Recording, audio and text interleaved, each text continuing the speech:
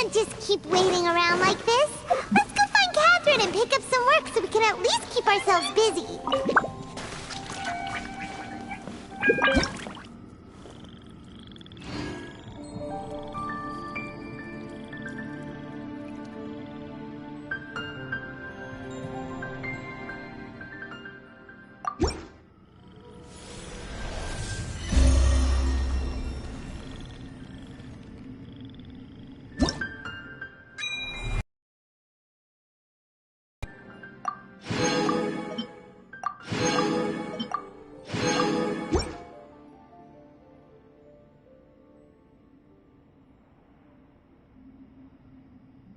Every journey has its final day.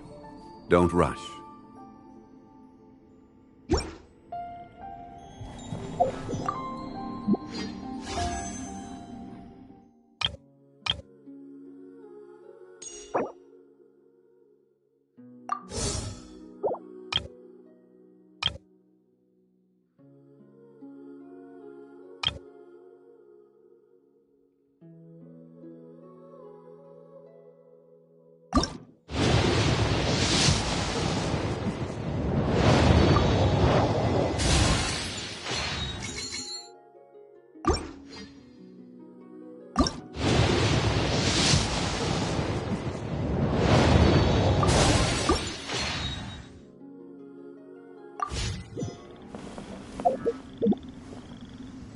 Once there...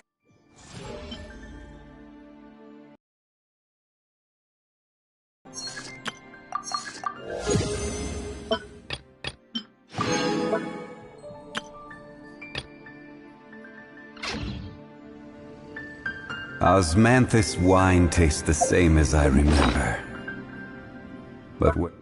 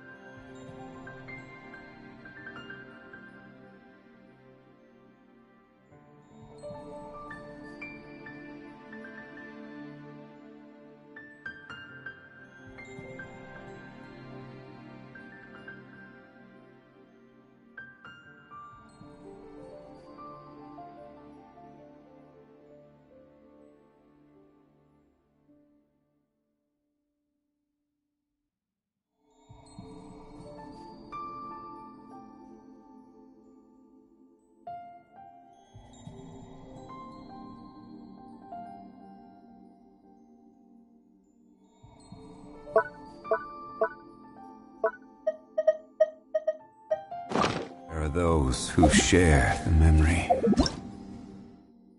Everything's ready. Let's go.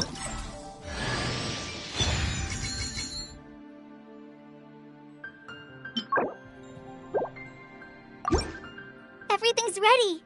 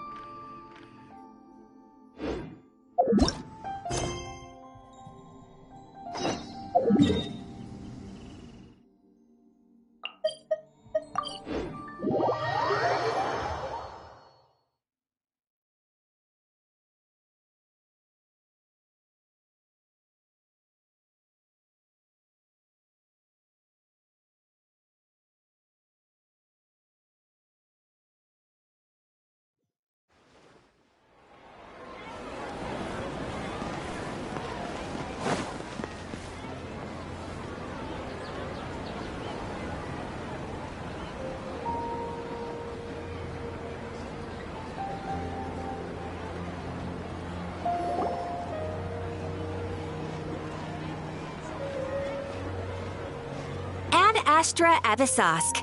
We meet again, you two. Hi, Catherine. Do you have any commissions for us today? Commissions, huh? Let me think. Oh, how about this? Please attend the Academia's Academic Symposium this afternoon and recite a love poem on stage. Wait, say what now? And if possible, please also use your camera to capture the reaction of the audience upon finishing the poem. Huh? What kind of commission is that? I see. It appears that you're not interested in this commission. In that case, please go to Port Ormos and convince the Eremites there to spend some time volunteering at the local orphanage. Hey, that's not any better. I'm sure the mercenaries will have some interesting reactions. Paimon's gotta ask, just who exactly has been submitting these commissions to the Adventurers Guild? Oh, the commissioner? Well, actually, I just wanted to see the two of you in action. Was it so obvious? I was hoping you would actually take one of those commissions. That kind of chance to observe humans doesn't come by often. Ah, so it's Nahida. Paimon just knew Catherine wouldn't crack those kinds of jokes. When did you get into her head? From when she said, Ad Astra Abisask? So it's been you this whole time? Are you done resting up, Nahida? Yes. I've been sleeping ever since we parted ways, and I even had a really, really long dream. It was another dream about the Sub-Zero's festival, except it was a happy one.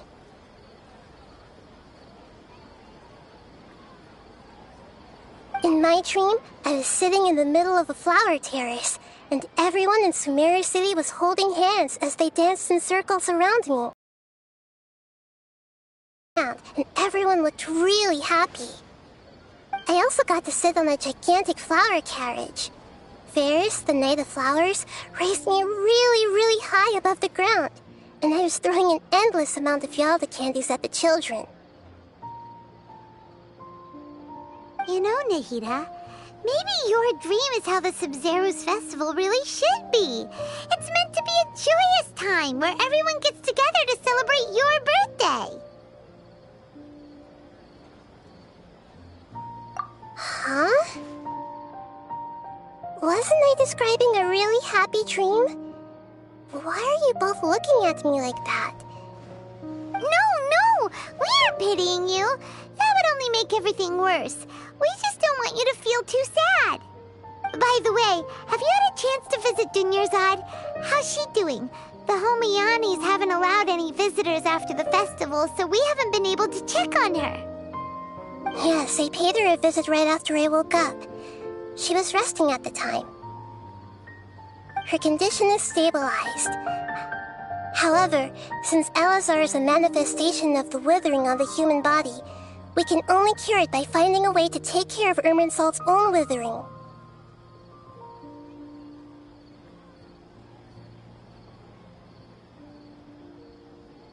But for the moment, our top focus should still be figuring out what the sages are up to and what they're planning. Right. Who knows what'll happen if they manage to pull off another scheme like the Samsara of the Sub-Zero's festival? So our first priority should be investigating and putting a stop to the sages' activities. As for how we should pull that off, let's discuss it somewhere else. There are too many adventurers around here. Oh, good point. Sorry, adventurers. We're gonna be borrowing Catherine for a little while.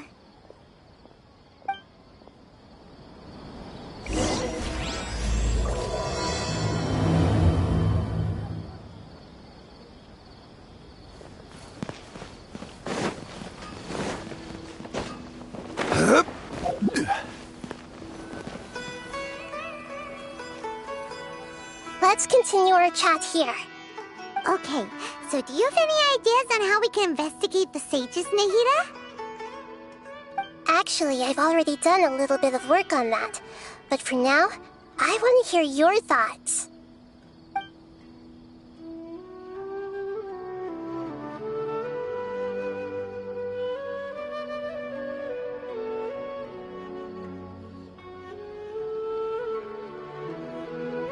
No way, that's too risky.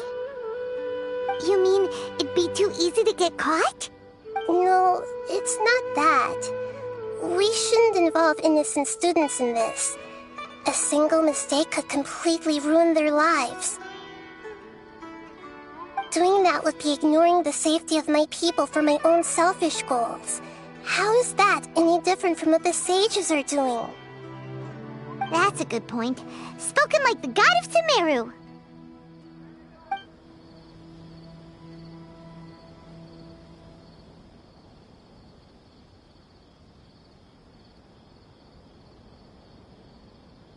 We're in the dark after all.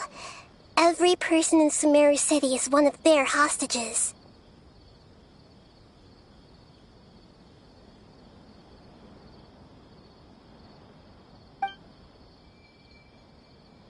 I've already tried that, but all the key members of the Academia, even the core of 30 guards, intentionally avoid wearing their Akasha terminals. It seems that from the very beginning, they've been guarding against info leaks from the Akasha. Of course, it could also be because they're wary of me. Have you already caught the sage's attention? I'm guessing not yet, but distrusting me would make perfect sense if they've ever paid attention to the urban legends about me. In any case, I probably can't take over their minds directly.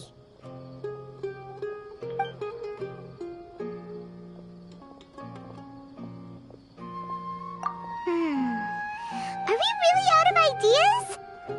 Nahida, you're super smart, so you already have something in mind, right? Don't keep us in suspense. Spill the beans already.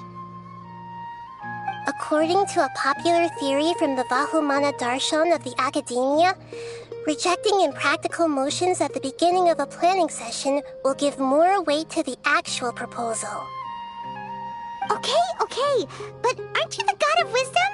You don't have to use that kind of gimmick to make us take your ideas seriously.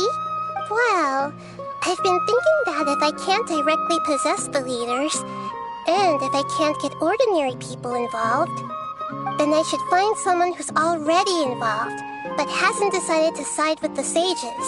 You're saying we should recruit a spy? That does sound like it could work. Oh, before coming back, we met someone named Alhaitham. He seems like he acts alone, and he likes doing stuff behind the Academia's back. They probably aren't in cahoots. Actually, I already have someone in mind. Do you still remember that female scholar named Setaria? Setaria. Paimon remembers now. Isn't she the one who's always trailing behind the Grand Sage of the Academia? We ran into her basically every time the Sub-Zero's festival repeated itself. You could even say we're old enemies by now. Paimon still remembers the smug and mean way she always spoke to Nilou.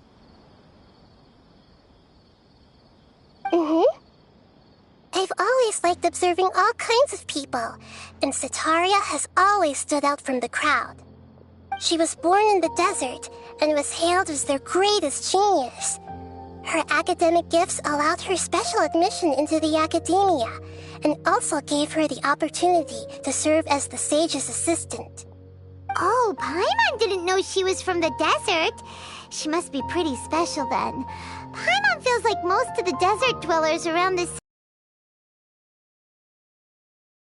Setaria means star. When she lived in the desert, she shone like the brightest star in the night sky. Later on, she was chosen by the sun. The star was given a place in the daytime sky to complement the sun's dazzling light. Soon after, the star witnessed the sun scorching the earth, which brought forth many disasters. The star began to waver. Instead of staying beside such a sun, wouldn't it be better to return and light up part of the night sky? But in the end, she couldn't give up the radiance of daytime. To cope with her shame, the star buried her guilt and closed her eyes. From the sound of it, Setaria's just hung up on the research opportunities here. But she doesn't really support the Academia. She still feels guilty about not doing more for the desert, right? She's just running away from her problems. Indeed. When they are presented with complex moral issues, many people will simply plug their ears and go with the flow until the problem can't be fixed anymore. She's suppressing a lot of guilt, but before she realized it, she had already become the sage's accomplice. Right. We must somehow make her face her problems again. That way, not only can we get useful intel from her, but she can also use it as an opportunity to redeem herself. From my past observations, Setaria will take a day off from the Academia every 10 days to do some shopping in the city. Tomorrow afternoon just happens to be a shopping day for her. That'll be our chance. To prepare, let's go check out some of her favorite spots and have a quick chat with a few of the vendors there.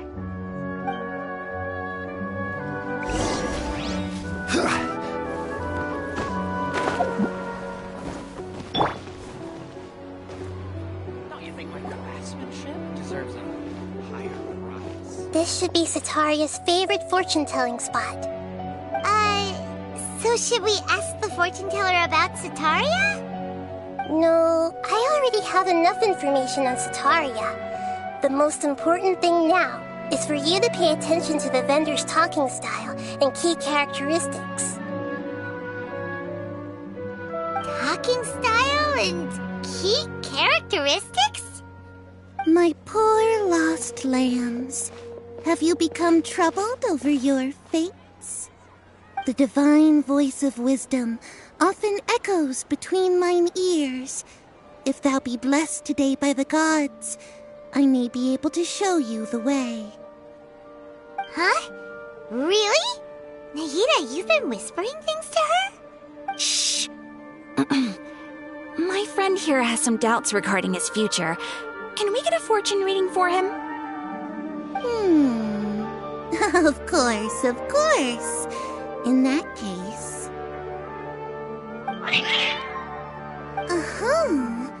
It would seem that Harut and Marut are quite wary of you. Perhaps, at some time in the past, You have somehow offended the gods. Only mocking the god of Animo, questioning the lord of Geo's financial savviness, and brawling with the god of Electro. Do those count? Oh, nothing. Go on, pick an aspect for her to divine.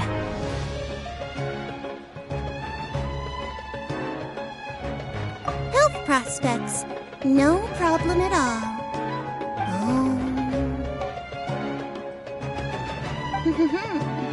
The gods have spoken. The truth shall be revealed. Your life shall continue on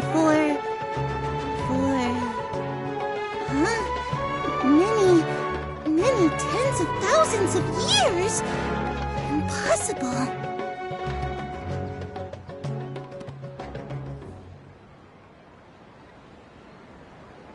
Harut, Marut, did you two spoil my divination? I've never read a fortune so absurd. Actually, Paimon thinks this is probably the most accurate fortune-telling you've ever done.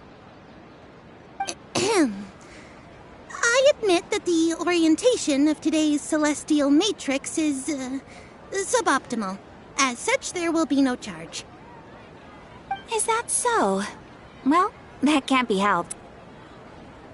If you were to bring some food offerings for Harut and Marut on your next visit, perhaps they could help you reverse the wheels of fate.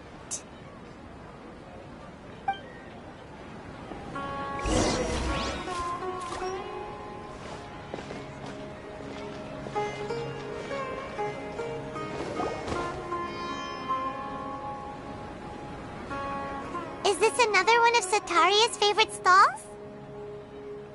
Yep, it belongs to a king. His father helped Sataria a lot when she first moved to Samari City, so she still comes by whenever she has time. When I start talking with him, listen carefully to the details of our conversation. Ah, dear customers! Would you like to look at some pottery? We caught wind of your great craftsmanship, so we specifically came to take a look. Oh, I recognize you. Aren't you Miss Catherine from the Adventurers Guild? Sounds like I'm in for some big business. Speaking of, where did you learn this trade? I suppose you could say it all started with my dad. He's a mason by trade, but I picked up an interest in clay while apprenticing for him. After that, I began making pottery by myself in secret.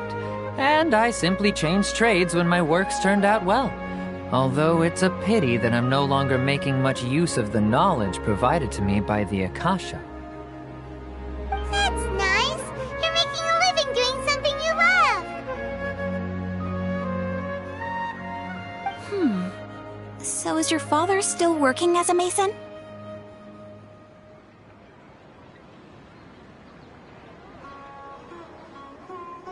Oh no, not anymore. A few years back, he fell from a roof and broke his leg. Since he had already saved enough Mora over all these years, he's just enjoying the retired life in Port Ormos nowadays. I see. We wish him peace and happiness in his retirement. I'll have someone in charge of logistics at the guild come by another day for some goods. We'll leave you to it. Take care now. No problem. Rest easy, all our goods are sure to meet your every need.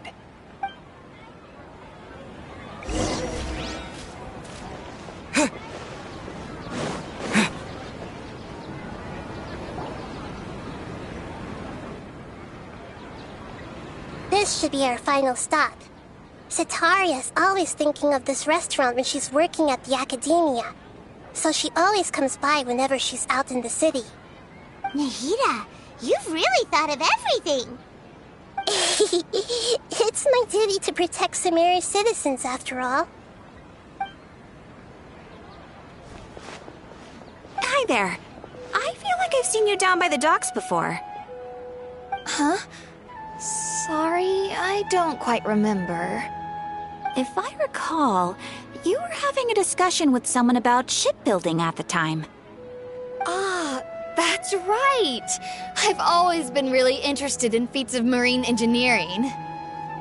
After all, I grew up in Liyue Harbor and spent my entire childhood staring at the ships going in and out of the port. I came to Sumeru to study, but failed to make it into the academia due to my lack of talent. But I'm still discussing all kinds of problems with different scholars, and I'm continuing to study and perform research from the restaurant's basement. I'm sure I'll get to the academia after their next round of exams. What an admirable spirit for learning! Amazing! Sure, but you'll find hardworking people wherever you go. So this restaurant has a basement as well? Huh. First I've heard of it. That's right. It's not usually open to patrons. Most of the time, employees use it for breaks or to hold private events. I see. Guess that makes sense. Well, good luck with your studies, Miss Chishan. Thank you so much. As long as I can make it into the academia as an official student, I'll be happy.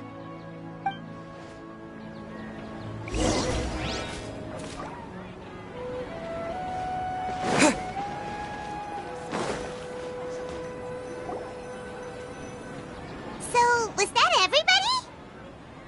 Mm-hmm. 3 familiar faces should be enough for Sataria.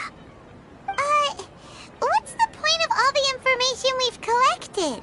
Nahida, you still haven't told us how you're planning to make Sataria face her problems.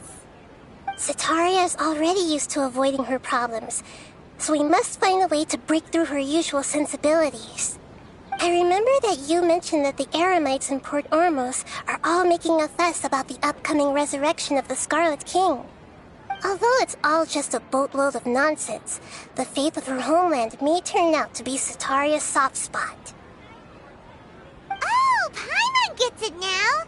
You want to take advantage of the guilt Sataria feels about her homeland.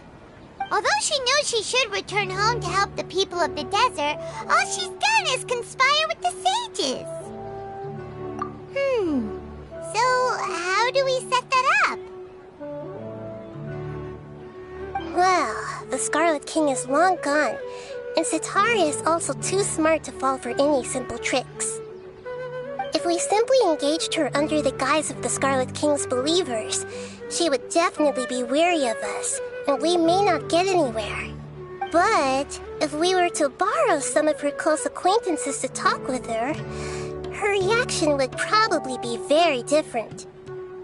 So, you mean you're going to possess those people we just talked to? Yep. Possess them through the Akasha. Imply that they've already converted to the faith of the Scarlet King. And then convey our made-up will of the Scarlet King. As long as everything goes smoothly, we'll get through to Sataria for sure. She'll never guess that we had anything to do with it. So that's how you're going to use all the info we collected on these people.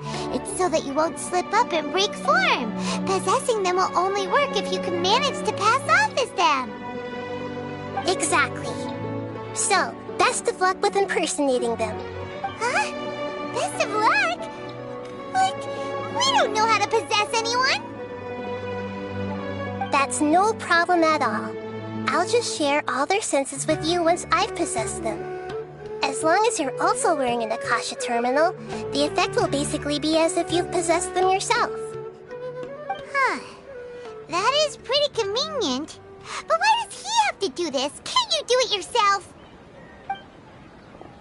Although I've been observing humans for a while, I've never been good at imitating them. You're not wrong. It's always been painfully obvious whenever you try to pass as Catherine.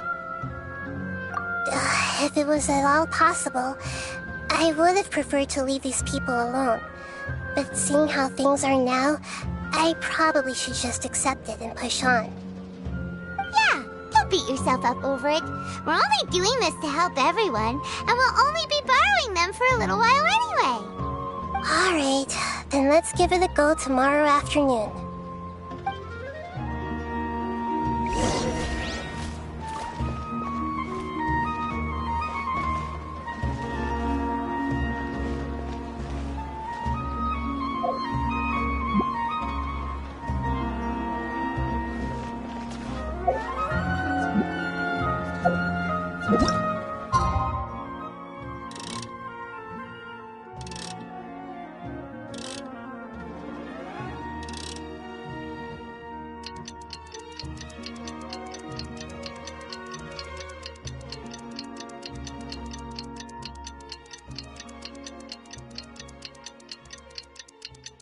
Here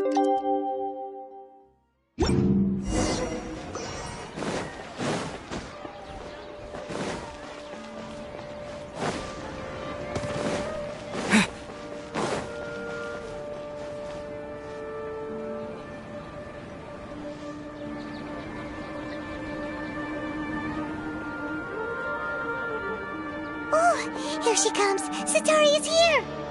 Let's quietly follow her. Once she starts talking to her acquaintances, we'll find a safe spot to begin possessing them.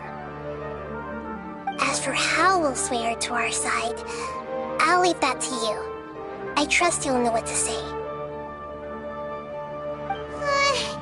I'm starting to feel kinda nervous.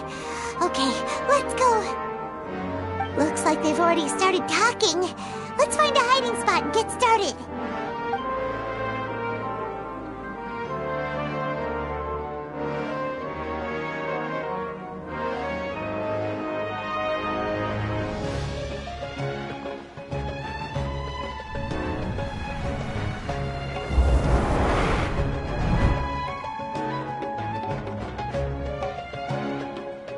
That's right. You really can't force anything when it comes to love. And besides, everyone around me has a very different background and outlook. Are you still listening to me, Nabia? Oh, of course I'm listening. You were talking about troubles with your love life, right? I heard everything you said. Okay then. You just seemed a little distracted for a moment there. Strange. Your cats seem pretty worked up. Is something wrong? I always thought they were quiet, happy kitties. Oh, what are their names again? Ah, that's right. They are just little darlings, aren't they? Harut and Marut. So, which fortune do you want me to read for you today? You must have come for another echo of the divine voice of wisdom. I'd like to get another reading on my love prospects, but to be perfectly honest with you, I feel like I've been a real mess recently. A mess? Well, could you do a reading on how long it'll take me to finish my current project at work? I really just want to get it over with. I hear you. No problem at all. The gods will reveal the truth.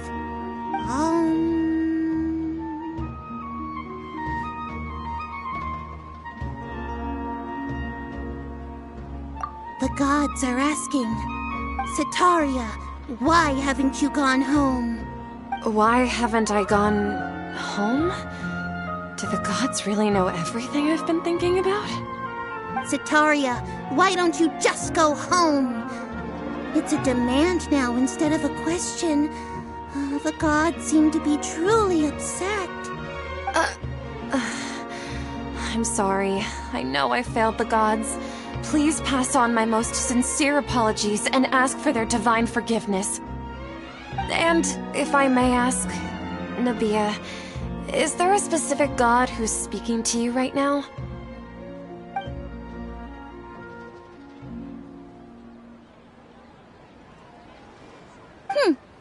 What an inconsiderate and naive question.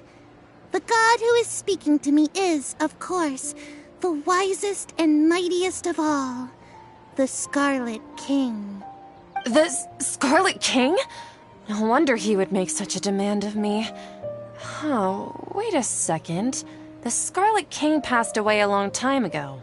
Even though news of the Scarlet King's resurrection has been spreading like wildfire, it's all just a misinformation campaign from the academia. How can the Scarlet King still exist in real life? What insolence!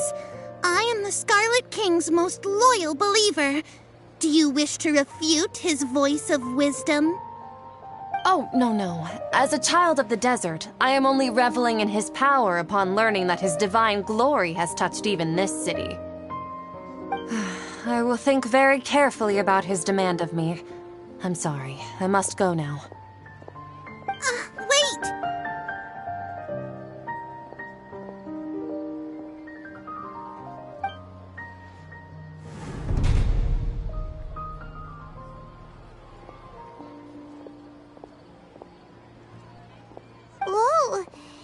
just ran off in a hurry.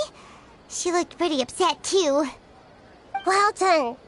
Sataria didn't seem to suspect anything amiss. To have something she's been trying desperately to avoid show up out of nowhere and berate her, that must have shaken her to the core. Aw, Nahida, it seems like you understand human emotions really well after all. All I know are some abstract Harava-taught theories. And in any case, my time with you has shown a lot of them to be utterly useless. I'm still trying to make sense of everything. Anyway, enough of that. Let's hurry and catch up to Sataria.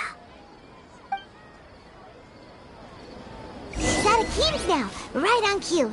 Let's get ready to possess him right away!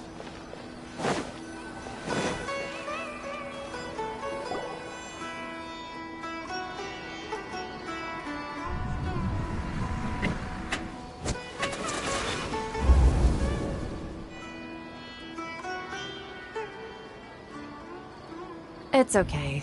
I just got caught up in something. Oh, actually, didn't you ask me to help you look for work? What kind of work were you looking for again? Oh, right. Your old man's craft. How could I forget? Speaking of, how's he doing? Is he feeling any better? Huh? Wasn't he nursing a leg in? He sprained his arm a while back. Well, Actually, while we're talking about him, is he still living in Port Ormos? yeah, he's been retired there for a while. If you could find the time, please write him a letter. Please pass on that recently, faith in the Scarlet King has taken root in Port Ormos and has begun to spread across Sumeru.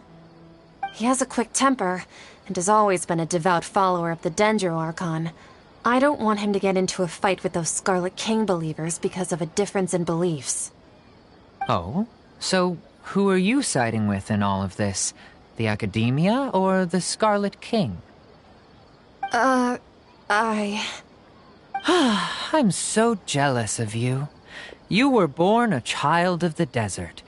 Yet you chose to betray the Scarlet King, and now you spend all your time with those crooks from the Academia. Akeem, you don't mean you've also become a believer of the Scarlet King? What's so strange about becoming a believer of the wise Scarlet King? In fact, aren't you the strange one? The one who still can't pick a side? Can't pick a side? Me? Whoa! Paimon had no idea you'd be so good at this! You really zeroed in on the issue and put it right in front of her. It might feel a bit overwhelming for Sataria. But once everything is over, I'll be sure to pay her a visit to her mind and explain everything. Anyway, let's keep going.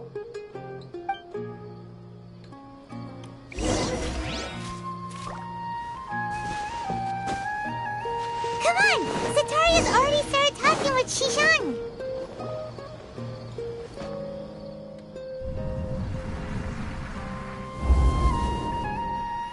So, Shishan, have you noticed anything weird in the city lately?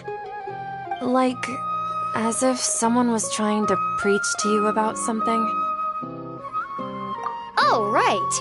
Speaking of strange things, I celebrated the Sub-Zero's festival so many times that I lost count.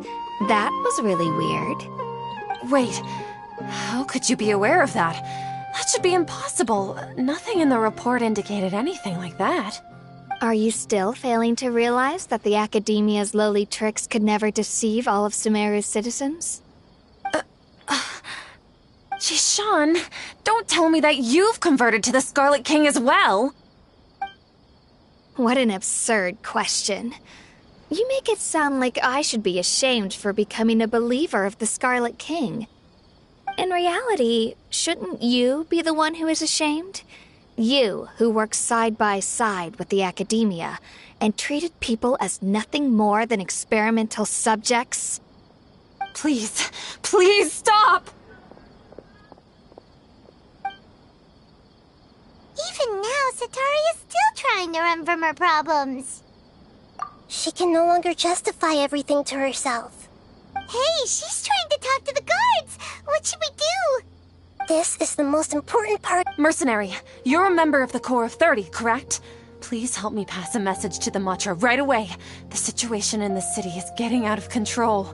Please, try to remain calm, miss. Tell me what's happening in the city. Heretics are infiltrating the city, and they've already converted many residents to their side. Heretics? What kind of heresy are you talking about? The Scarlet King! Many people I know have suddenly started believing in him, but he's long dead. It's impossible. Miss Sataria, nothing is impossible. You know my name? The Scarlet King is immortal, and all who defy him will one day pay the price. You must face the truth, Sataria. You tread a treacherous path, and the longer you ignore it, the tighter the Academia's grasp on you will become, and the deeper you will be ensnared. Child of the Scarlet King, never forget that the desert that belongs to you lies elsewhere. What's so strange about becoming a believer of the wise Scarlet King? In fact, aren't you the strange one? The one who still can't pick a side? What an absurd question. You make it sound like I should be ashamed for becoming a believer of the Scarlet King. Sataria, why haven't you gone home?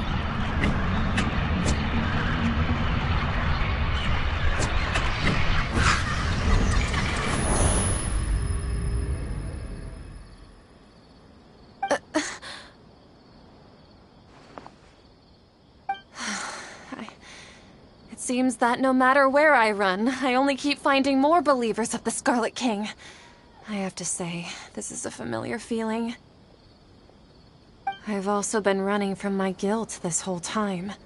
Guilt over my part in the Sage's plans, and from ignoring the letters from the children of my homeland. But no matter how much I may try to ignore or get rid of it, my guilt always comes back. You won't necessarily lose your research opportunities by facing the truth. Besides, did you really want to conduct your research while carrying such heavy feelings of guilt? How do you know me so well? Are you truly just a believer of the Scarlet King? Or are you the god himself? That's not important. The important thing is to pass judgment on the Academia and its sages, and to correct their mistakes. If you could provide some assistance in this matter, perhaps it could serve as a form of atonement. I've actually never believed in the gods, but I've always believed in serendipity. Your appearance must be a fated opportunity for me to get out of this wretched situation. Please tell me, what can I do for you? How much do you know about the Sage's current activities? I was just one of the designers for the massed dream harvest scheme, which is what happened around the Sub-Zero's festival. But I know very little about the full scope of the overall project. I'd assume that only staff with the highest clearance would have access to those confidential documents. I've just been working to meet the Grand Sage's specified requirements. However, there's something that's been really bothering me. I heard that a scholar who was previously expelled has returned to the city, and even the sages are still quite wary of him. To fight against the Academia, we will need to figure out the nature and the purpose of their work. Is there a way for us to get access to the confidential documents you mentioned? It should be possible if we're willing to take some risks. After all, I'm an assistant to the Grand Sage, and I've been working on many tasks outside of the project. One thing, though, I won't be able to transfer the documents to you through the Akasha once I get my hands on them. The sages have always closely monitored all activities within the Akasha. Let me see... let's use the most primitive method. Send someone to pick up the documents tomorrow evening at the Academia entrance. The Academia entrance? Wouldn't that be too conspicuous? Don't worry about that. I assure you... more scrutiny for me to leave the Academia again. It'll be safest for me to distract the guards long enough to hand you the documents. All right, I trust you. So, If I were to successfully complete this task, would it mean I've atoned for my wrongdoings? That'll depend on the judgment of the Dendro Archon. The Dendro Archon. That's right. Her people are the ones we have endangered. As the God of Wisdom, she's also the one responsible for judging and guiding the scholars. Maybe it's time for me to find a god to believe in. Just as Nahida predicted, we've managed to bring Sataria to our side! The Traveler's execution was ingenious. He's the one who deserves all the praise. Well, now that we've made plans to meet again tomorrow evening, all we can do is pray for Sataria's mission to go off without a hitch. Pray? But if we're going to pray to the gods, aren't we just praying to you? God of Wisdom and Guardian of the Scholars? No. The truth is the true Guardian of Scholars. I've always believed that. Anyway, let's meet again tomorrow evening at the Adventurers Guild.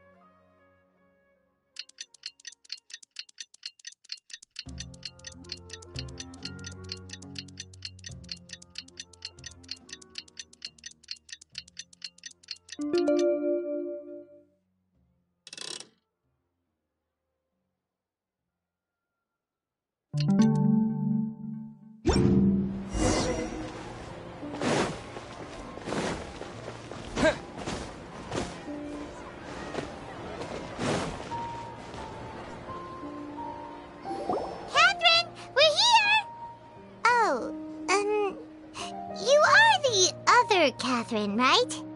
That's right. I suppose I'm the other Catherine in your mind. Shh! We're on a secret mission tonight, so we need to protect Catherine's identity. Yep, Paimon's right. We cannot fully rule out the chance that the meetup tonight is just a trap. If something were to happen, my existence may be the only trump card we'll be able to play. After all, the Academia should still be unable to confirm the existence of my consciousness in the outside world. Yep, exactly, just what Paimon was thinking. Anyway, enough about that. Let's just make sure to be on our guard. Off? What do you feel is off? It's the middle of the night. Of course it's quiet. You're not getting paranoid, are you? I think he's right. It really... There seems to be fewer people on the streets. I'm not sure if this is the case for the entire city, though. Huh. Maybe it's just a coincidence. Maybe Sataria figured out a way to not only distract the guards, but also to get everyone to go to sleep early, just so we can exchange the documents in peace. I also can't quite figure out why things feel a little off. But now that we're here, let's go ahead and meet her as we planned. Well, regardless, as long as you're here with us, Paimon feels a little safer.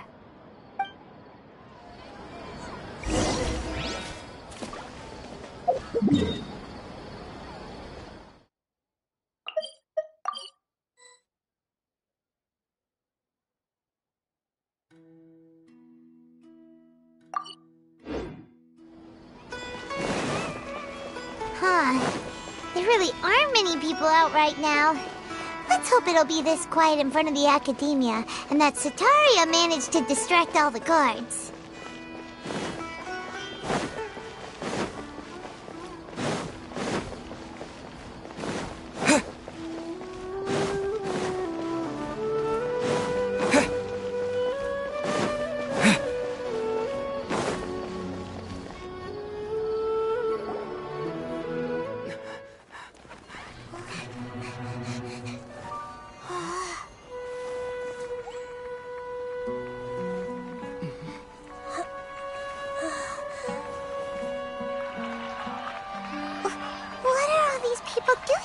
This hour of the night.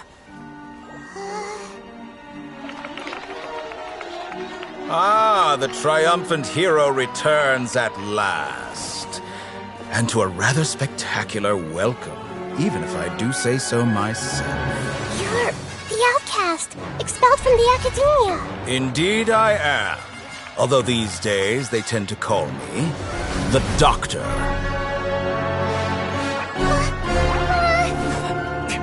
If you're looking for your researcher friend, she has already been taken into confinement. With some basic caution, she could have discovered the listening device on her person. Clearly, she lacks the degree of rigor expected of a true scholar.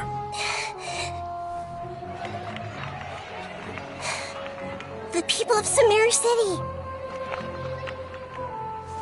What have you done to them? I simply made some minor adjustments to their Akasha terminals. Now they can deposit information directly into the subconscious. As you can see, all these lovely people now believe this traveler is a hero who has just saved the world. My experiment is a success. And now it seems they can no longer hold back their sheer adoration. No, what should we do? These are all just regular people. Leave now. You need to get out of here. What? That guy's a Fatui Harbinger! We can't just leave you here! Nor can I abandon the people of Sumeru!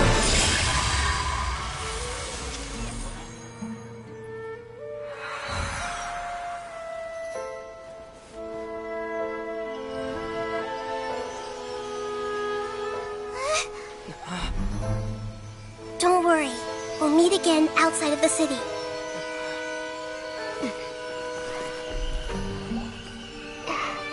I see.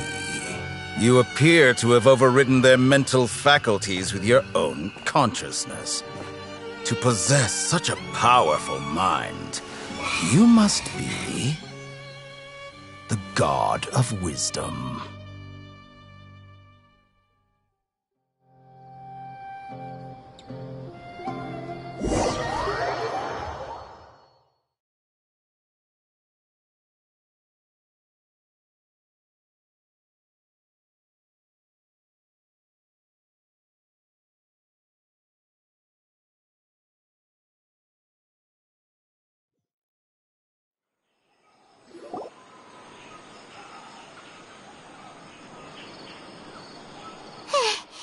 This should be far enough.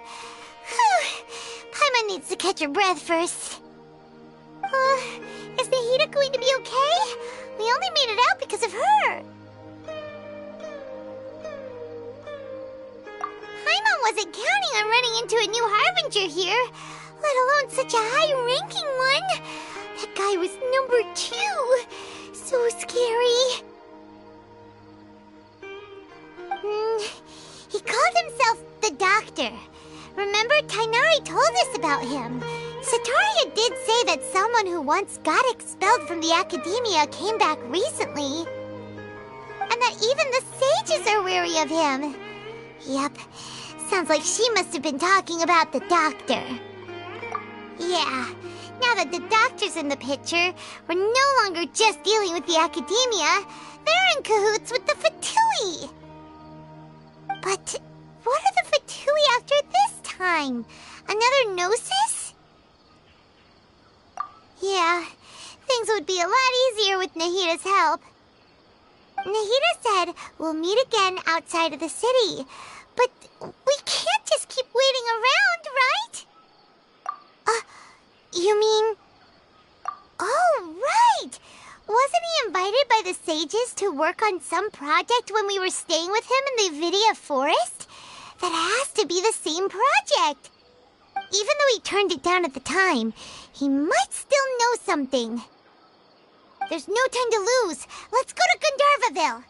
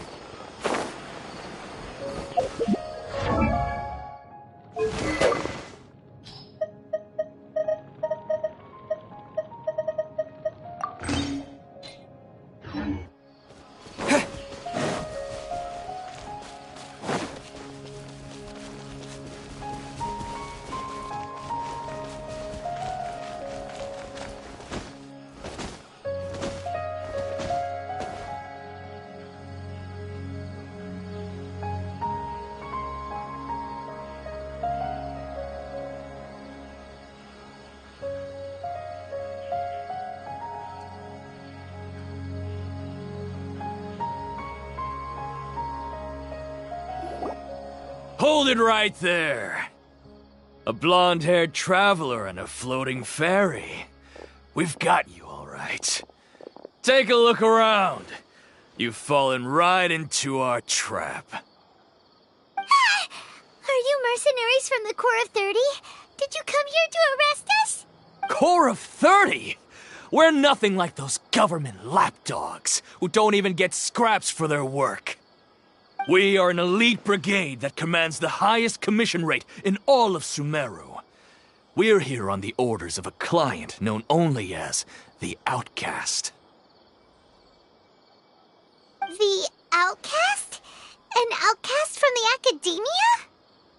But why wouldn't the doctor just send the Fatui after us?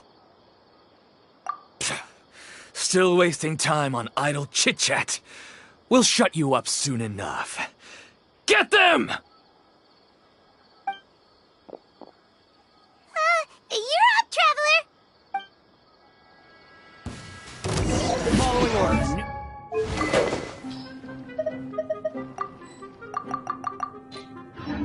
Punching bag. Here!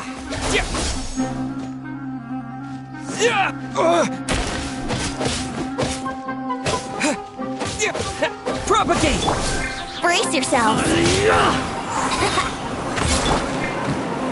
Solidify! Illusion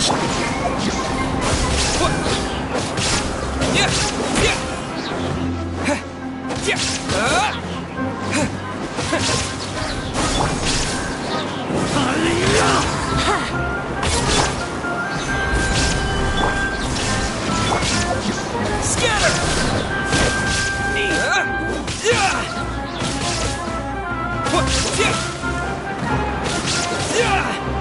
Propagate! Yahoo!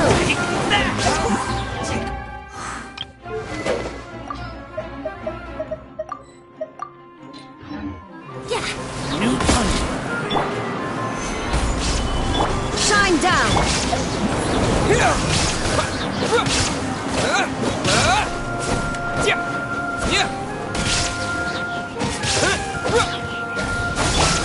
Let's play!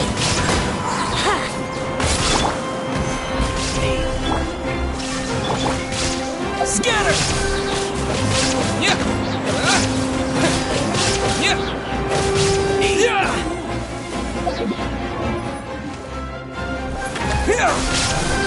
Yahoo!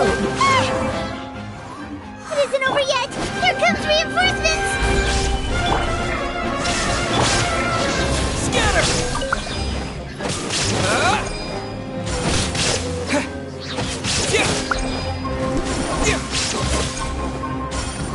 Propagate!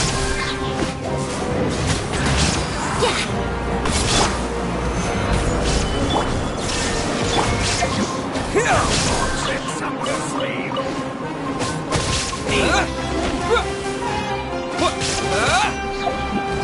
Scatter!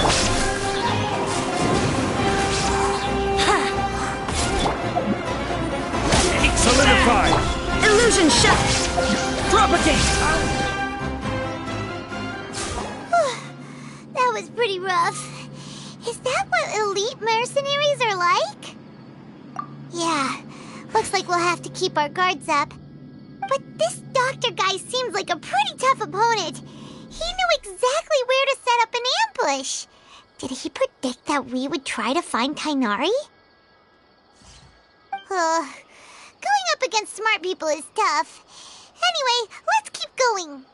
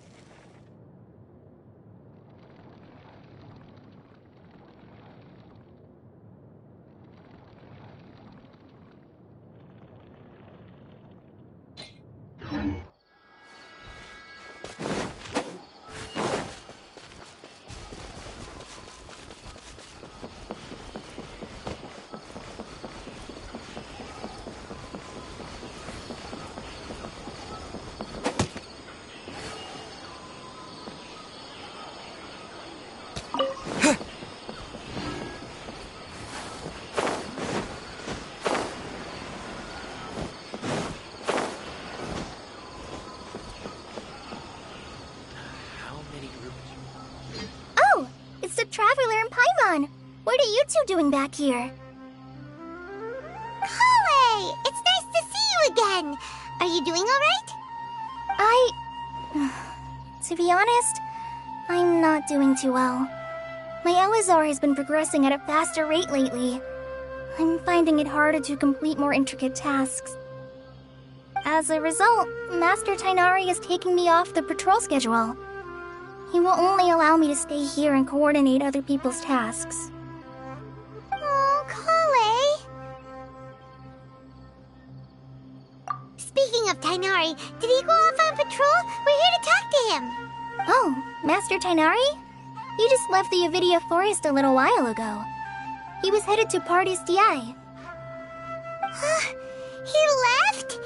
But isn't Tainari always saying that he never wants to leave the Avidia Forest? He even turned down the Sage's invitation. I thought it was weird too.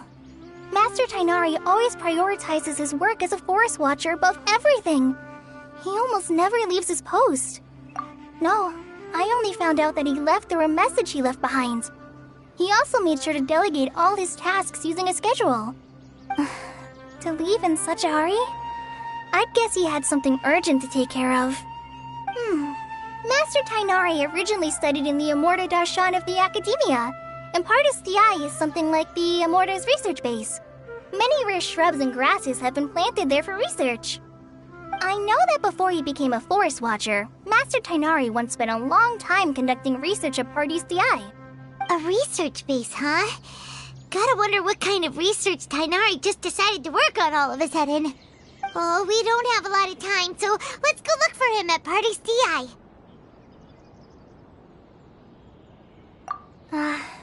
Don't worry. I'm fine. I'm used to living with Elazar by now. If you run into Master Tainari, please send him my regards. Got it. Will do. See you later, Kale.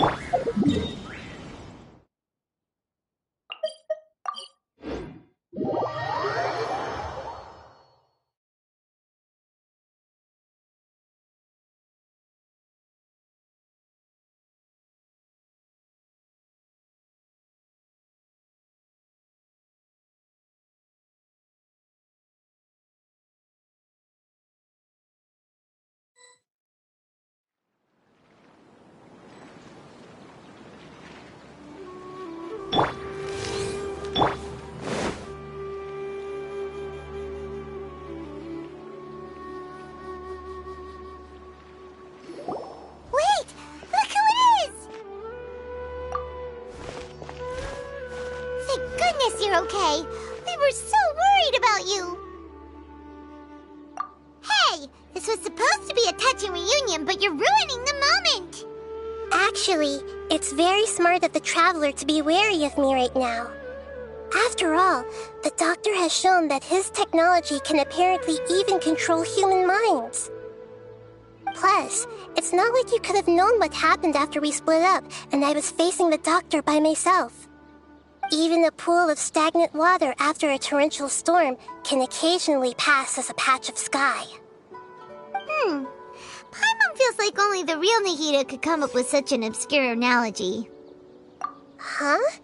But I wasn't trying to win your trust or anything. All I wanted was to clarify my point. Well, we understand that point now. Please, Nahida, tell us more about what happened. Are those poor people all right? When you left, I was still in the middle of restoring everyone's minds. Thankfully, when the Doctor mentioned depositing information into the subconscious, he didn't mean engraving information into their minds. Instead, he did something closer to creating hallucinations. That was still within my power to fix. Luckily, I managed to finish my restorations and mind jump away from him just as he was about to capture me. Whew. What a relief. The Doctor sure pulled out some hidden cards, but good thing we had Nahida with us. I wouldn't be relieved just yet. I gave away my true identity when I restored everyone's minds, which means we've lost another one of our trump cards. Also, the doctor is already an expert at modifying Akasha terminals. Maybe it's only a matter of time until he captures my consciousness inside the Akasha. Would that mean you'd no longer be able to jump between minds? Then how do we stop him? He's still at the Academia, so it's possible he already started messing with the Akasha. Ugh, it feels like he's toying with us. What a nasty piece of work. Plus, the doctor's combat ability alone is apparently enough to make him worthy of being number 2 of the Fatui. We shouldn't give up hope just yet. Let's try to find another way to attack this problem. Actually, Nahida, how did you know we were trying to get to Party's DI? Have you been waiting for us? Yes, I have. I can see the Traveler's elemental energy, so I deduced your destination by looking at the direction you were moving in. You didn't come here for sightseeing, right? Did you find any leads? We're looking for a scholar we know. His name is Tainari, and the sages once tried to reach out to him. Why don't you come inside with us and see what we can find? Okay, let's just hope we won't get him into trouble.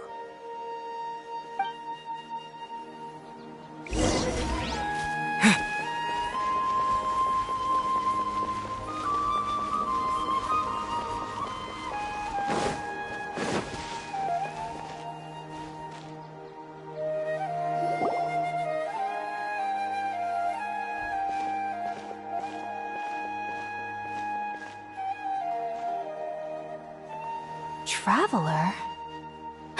It is you! Ah! The voice! It's Hypatia! Ah, what a pleasant surprise! It's so nice to see the two of you again. Who's this? She's a scholar we met in the Avidia Forest when we last saw each other. What's it called? Satyavada life? Oh, I see. That's right, we're old friends. You've come at just the right time. Ever since I've come here, hardly anyone has even talked to me. Hypatia, you're way too excited about this. Actually, for you to leave the Avidia Forest means... you're not in training anymore? Wait, no. Did you already finish your training and reach Paripurna life? What do you think? My consciousness has already managed to make contact with the divine. You did it! Congratulations! It's so exhilarating to share this sublime joy with others at long last! When my consciousness made contact with the gods. What a supreme and unparalleled experience that was! That sounds incredible! Oh, all right. Actually, please wait. I haven't forgotten my promise to you. Remember? I promised to help you understand what you saw from Irminsul once I gained deeper insights. My current self has not only gained true insight, but I can even help you establish a direct connection to the consciousness of the divine. You can do that? I've never heard of anything like that, but if you want to give it a try, I'll do my best to protect your consciousness during the process. Hold on. I brought some spirit borneal with me. This is still a crucial part of the ceremony. We're using that incense again? All right now. Hold my hand. I'll help you establish a pathway to connect your consciousness. Okay.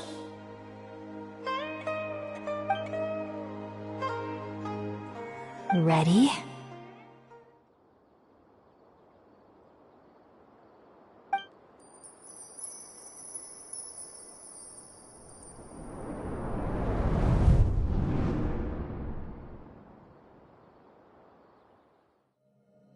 It took 3 betrayals for me to finally understand.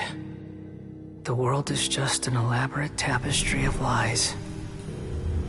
My fury will never be quelled. The first to betray me was a god. My creator. My mother. Valuing strength above all, she saw no worth in me and I was discarded. The second was a human. My family. My friend. Consumed by fear, he saw me as an abomination. The third was one exactly like me. A hope for the future. A fledgling barely out of the nest.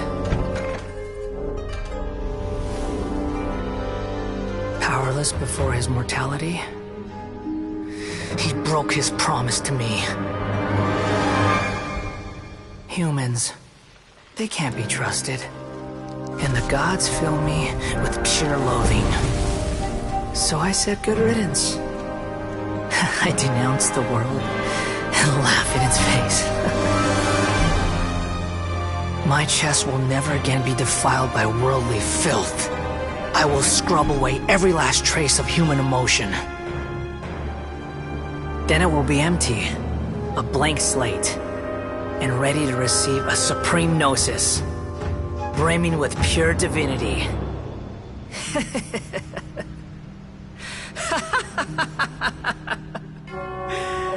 There is no need to fear. The pain will be brief. Your era is coming to an end.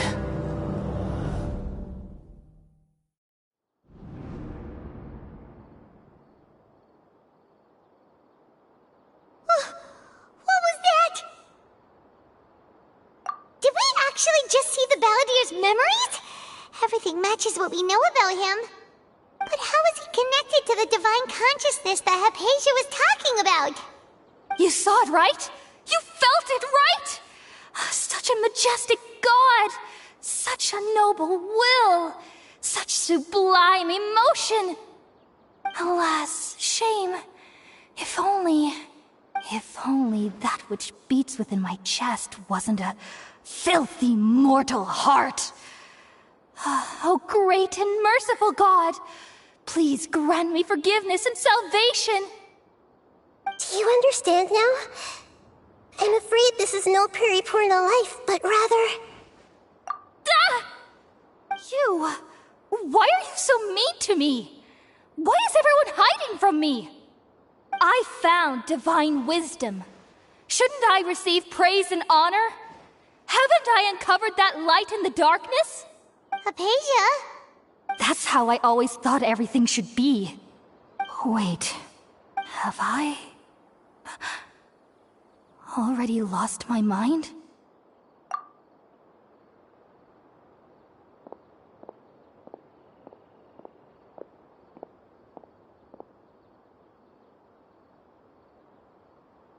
Wait, something isn't right.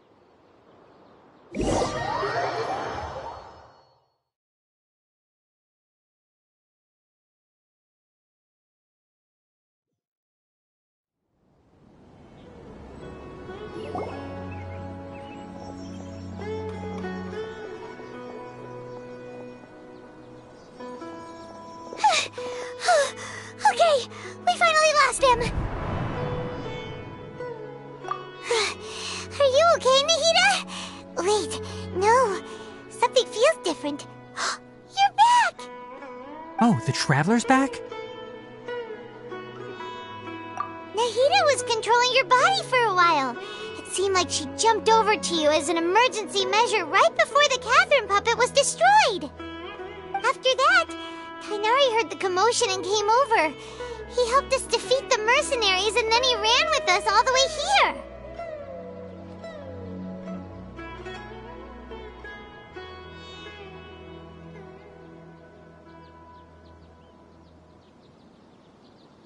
What?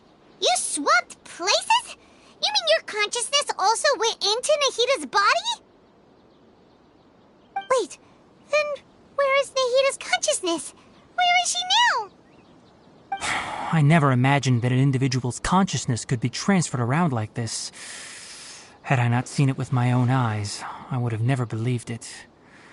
I don't think this can be achieved with current human technology. Also, while we were running, the consciousness in your body told me to pass on a message. She said, "The doctor has found a way to trap my consciousness, so I can't journey with you anymore. But even in a moonless night, a shower of starlight can still drown out illusions and lies." Oh no! Nahida's trapped in the sanctuary of Surasthana for good this time. Was that message all she left for us? It's pretty vague. Oh, that makes sense. Since the doctor captured her, she won't be able to say anything without him knowing. She's being extra careful.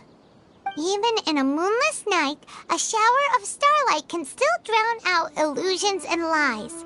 Huh. Paimon knows the moon illusions and lies are from the alchemical divination at the Sub-Zero's festival. Didn't Nahida use a starlight analogy before? It had something to do with... Oh, that makes a lot of sense. Huh. Do you think Nahida was telling us to go find help in the desert? But she isn't with us anymore. Think we'll be okay? Paimon, you said Sanctuary of Surasthana. Does this mean that this Nahida you're talking about, the consciousness who was occupying the Traveler's body, is the Dendro Archon? Your guess is correct, but the situation's a bit complicated, so it's really hard for us to explain right now. That's all right. A scholar's curiosity doesn't need to be appeased right away. As for the complicated nature of the situation, safe to say I have witnessed that for myself. I've spent some time with you, and it looks like the Dendro Archon's also on your side, so I trust you. Thank you, Tainari. Oh, actually, we came here to ask you a question. What do you know about the project that the sages have been working on? Ah, that. While I was indeed invited to join that project, the sages were always secretive about its scope and goals, so I eventually declined. All I know is that that project has something to do with the restoration of Irminsul.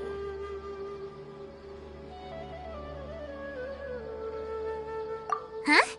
Did you see something when you were in Nahida's body? What? Do you have any evidence?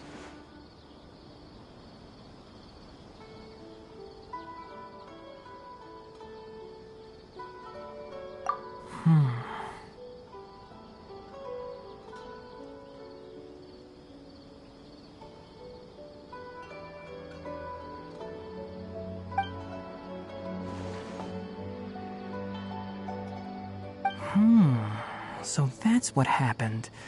That explains why Hypatia's symptoms were different from those of the other scholars who went mad.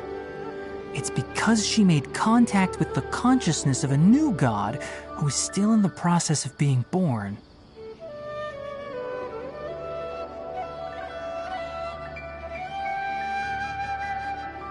Tainari, did you leave the Avidia Forest because of Hypatia? I did. I noticed Hypatia's mental anomalies, but since her symptoms were rather atypical, I secretly took her to Pardis Dii and began searching for a way to return her to her normal self. If I didn't take action, Hypatia would have already been taken by the Matra to the desert, doomed to a life of exile at Aru village. Now that you mention it, I knew the Academia has never thought particularly highly of Lesser Lord Kusanali, but I still didn't expect them to do something as arrogant as creating a new god. Looks like I made the right decision by not accepting their invitation. The Doctor and the Balladeer. We have 2 Fatui Harbingers in Sumeru. Sounds like we're in for a bad time. From your description, I don't think they've completed their project.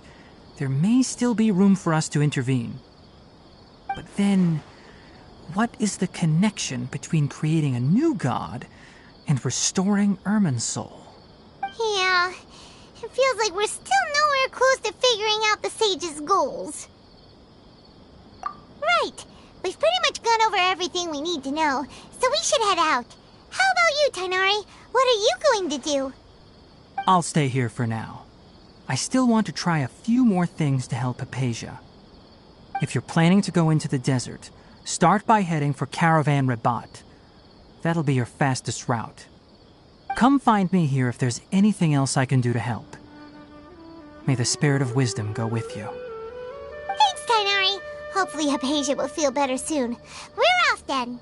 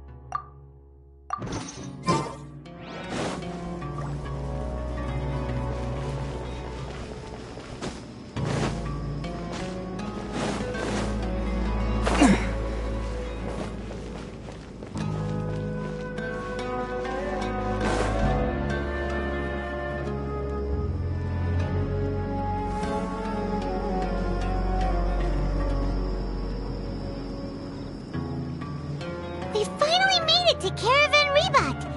It's pretty lively here. So, just past this wall is the desert, huh? Oh, wow. Paimon remembers hearing people call this the Wall of Samiel. It's made to block sandstorms from the outside. Oh, if it's this tall, it's gotta be the divine work of Greater Lord Rukkhadevata, right?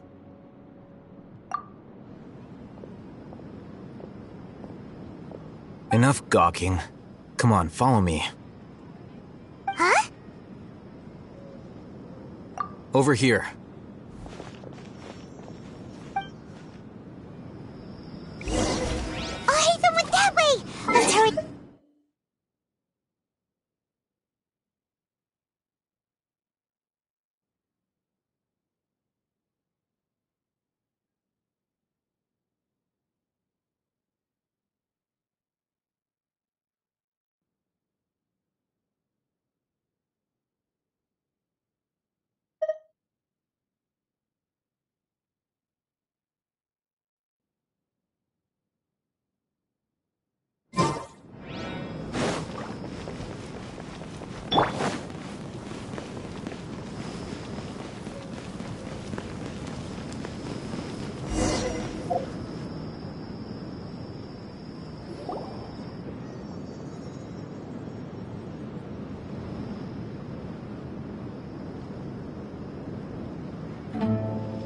What the...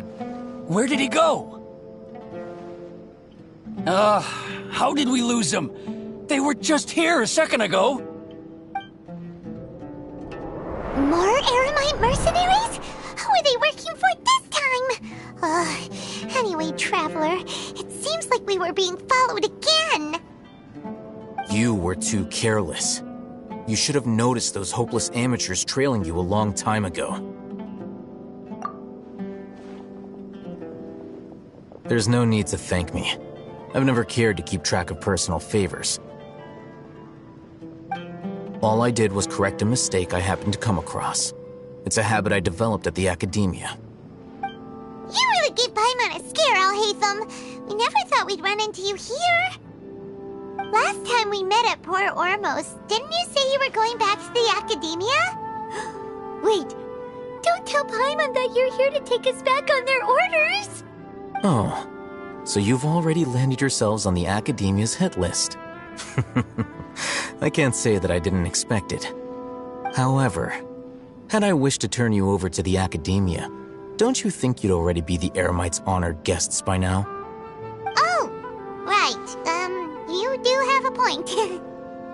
I have no interest in running errands for that project. As a scholar, I've always belonged to the camp that promotes researcher autonomy. And these days, you're more fascinating than anything the sages can offer. Not quite. To tell you the truth, I'm still investigating the Divine Knowledge Capsule. Unfortunately, I've run into some difficulties. Everyone says the capsule originated in the desert and was eventually moved to Port Ormos. If I am to get to the bottom of this, I must understand how the capsule first came to be. Which brings me back to you and why you're so interesting. The leader of Ain al-Ahmar used the Divine Knowledge Capsule right in front of you, and upon seeing him, your expression became perplexed, and you were lost in thought for quite some time.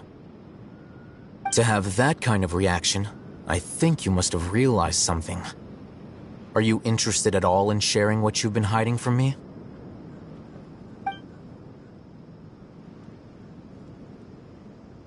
Alhaitham, you really have a ridiculous eye for detail. What kind of person even notices or remembers stuff like that? So that's your answer. Well, I do work for the Academia after all. So considering that, it is indeed wise to keep your cards close to your chest. But that does prove you do have some undisclosed information about the Divine Knowledge Capsule. Am I right? No matter. Rather than simply learning the answers from you, I'd still prefer to investigate on my own. Speaking of, you two are also headed to the desert? That's right! We have the same plan as you! But we don't really have any concrete goals at the moment. Then I'd suggest starting with Aru Village. It's the largest settlement in the desert, so it'll probably have more resources and intel than anywhere else. Well, would you like to head there together? It's always better to travel with someone you know. Let's go!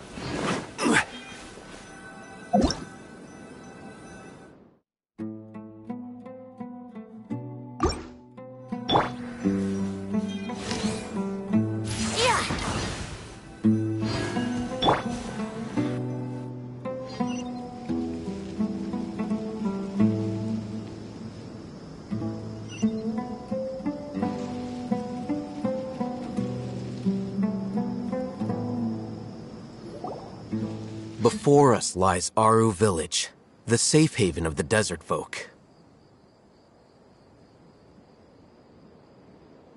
Whoa, this landscape is really something else. What a cool place! Let's go check it out!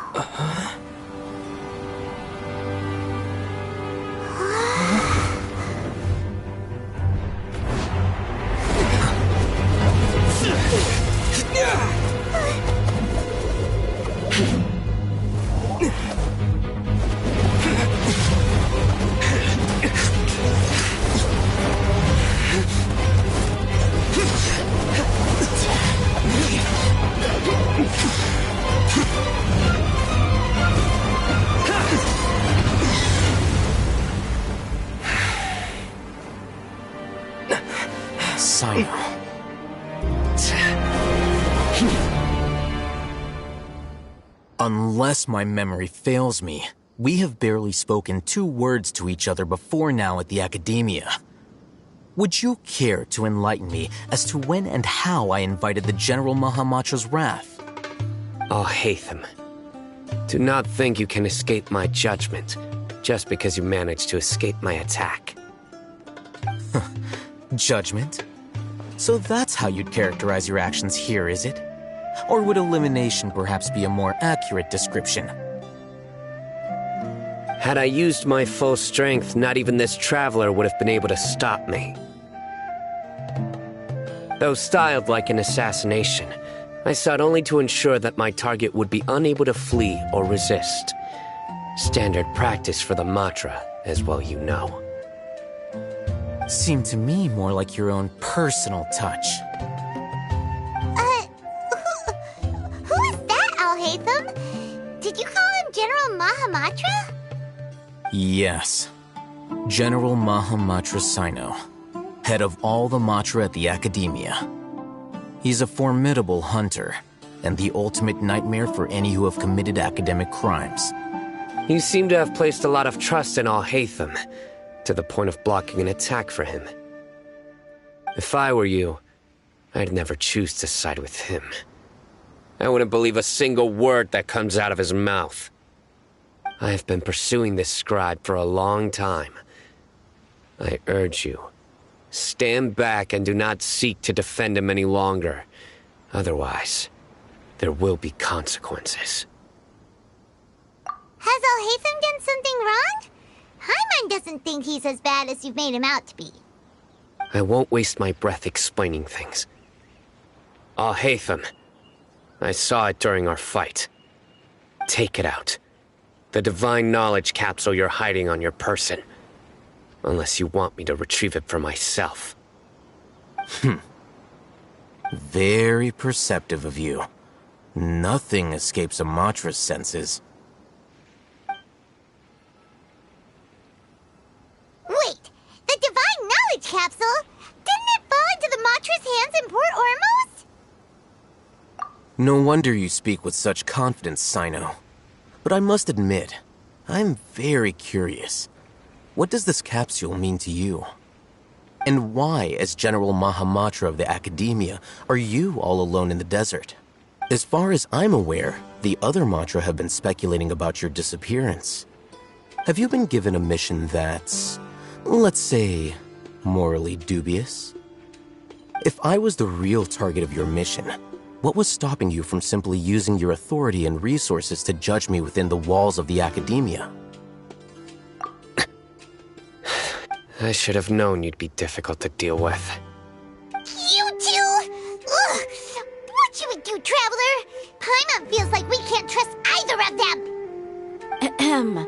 Well, look at you two, acting all tough and self-righteous over there. Wait, Dia? Great! Finally someone that we can trust! You gotta help us out here, otherwise these two are gonna start fighting again! Yeah, sure looks that way. Two giants from the academia duking it out once and for all. Not something you get to see every day, that's for sure. Listen, I know you academic types love to fill up your big brains with self-righteous morality and lord your empty rules and virtues over each other. But how dare you bring your petty disputes into the safe haven of Aru Village? It seems like someone's gonna have to beat some sense into your thick skulls until you finally learn to respect these grounds.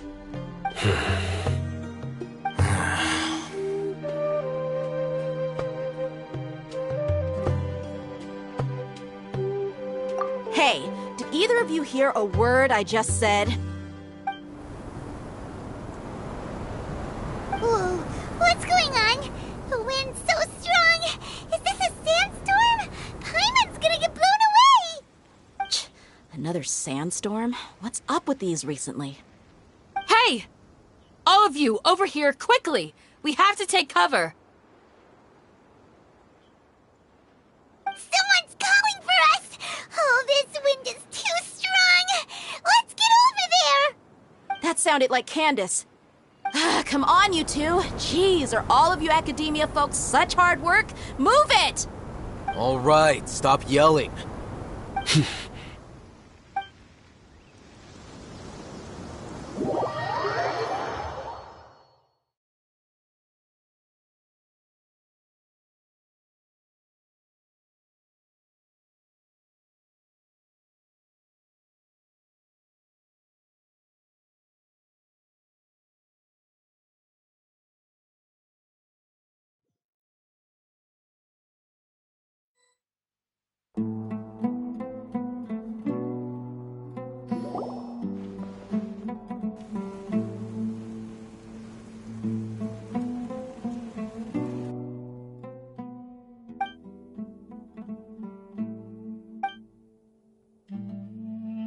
Well, this is pretty awkward.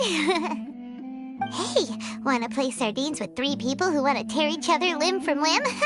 Sure, why not? Sounds fun.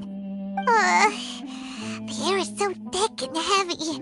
Paimon can hardly keep floating anymore. My sincere apologies, everyone. This is the home of our village chief. I will have to ask you to make do with this small room until the sandstorm dies down. Please, let me introduce myself. I am Candace, protector of Aru Village.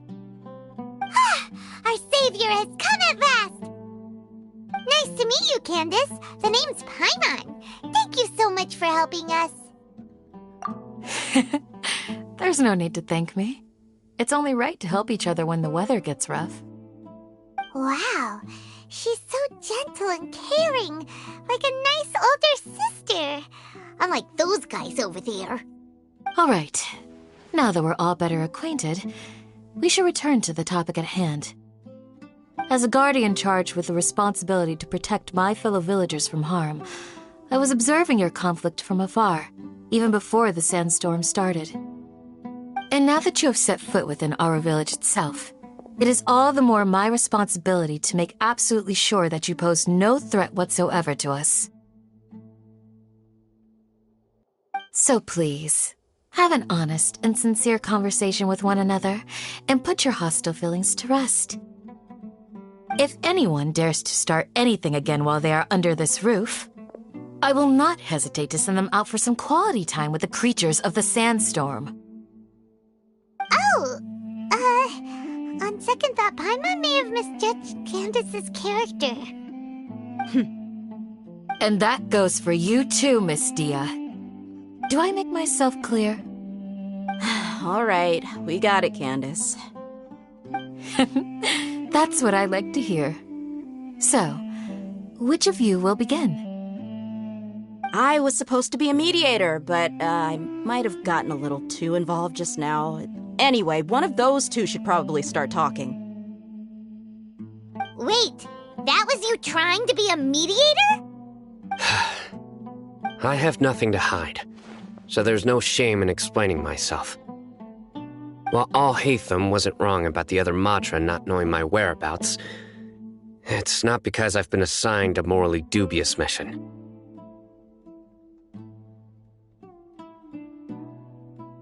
Rather, I've chosen to exile myself. Huh?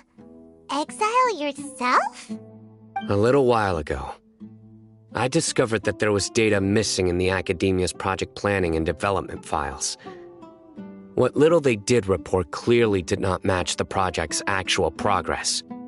As General Mahamatra, I had the responsibility and authority to request an audit. However, to my surprise, the person responsible for the erroneous data was none other than Grand Sage Azar himself. I tried to investigate the issue myself before submitting a formal audit request, but I soon found that all leads and potential pieces of incriminating evidence were carefully concealed from me.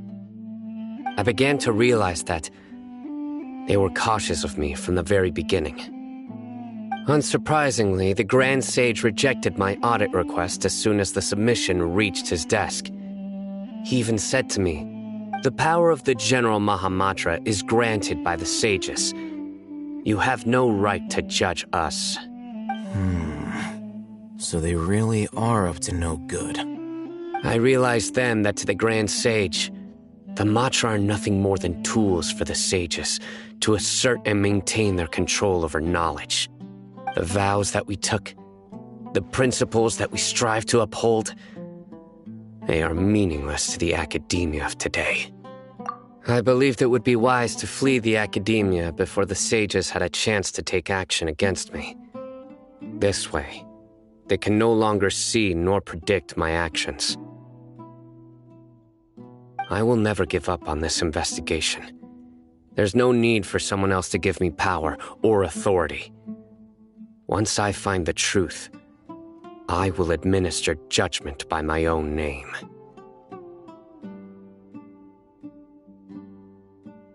Sino seems to have the same goal as us. We're all investigating the sages. Plus, now that he's no longer the General Mahamatra, he somehow feels a lot less scary. Well, Sino, if that's your story, then why did you see Alhaitham as a target?